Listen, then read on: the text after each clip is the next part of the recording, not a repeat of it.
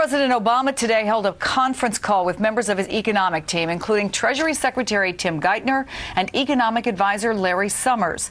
The White House says the team provided an update on the next steps to keep the economy growing, including assistance to small businesses and the extension of tax cuts to the middle class. It followed a second straight day of unexpectedly grim numbers on home sales, more fuel for what is already a fiery debate over what to do about the economy heading into the November midterm elections.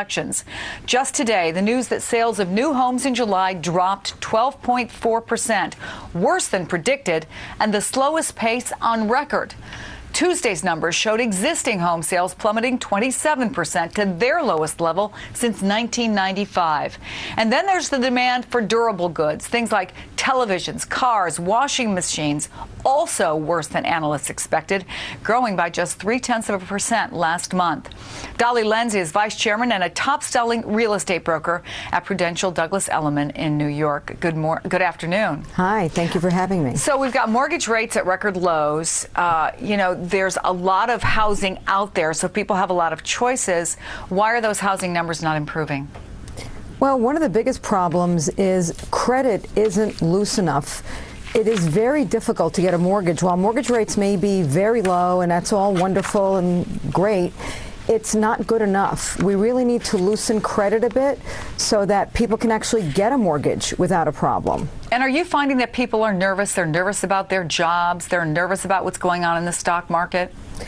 Definitely. People are very nervous about the employment numbers. They're nervous about their jobs. So going into a long-term hold on a house, which is generally a 10-year hold, is a difficult thing. So what kinds of questions should people be asking themselves if they're deciding whether or not they should get into the housing market now? I think the first question is, are you secure in your employment? Are you comfortable that you are going to be able to pay mortgage payments and stay in that house for the long term? Because you really don't know what's going to happen in the short term. Potentially housing could drop further over the short term, 2 to 3 years. So you want to make sure you can be in it in the long term and you won't be underwater on that house. I guess the final question is whether housing really is a good investment and how you make that determination. We've been seeing all these stories recently about how,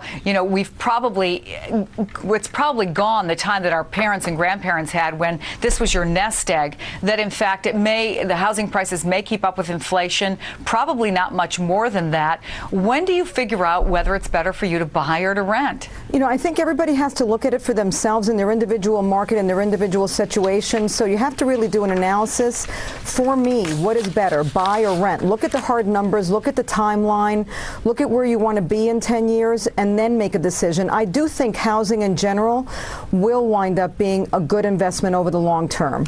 Dolly Lenz, thank you for coming in. Thank you.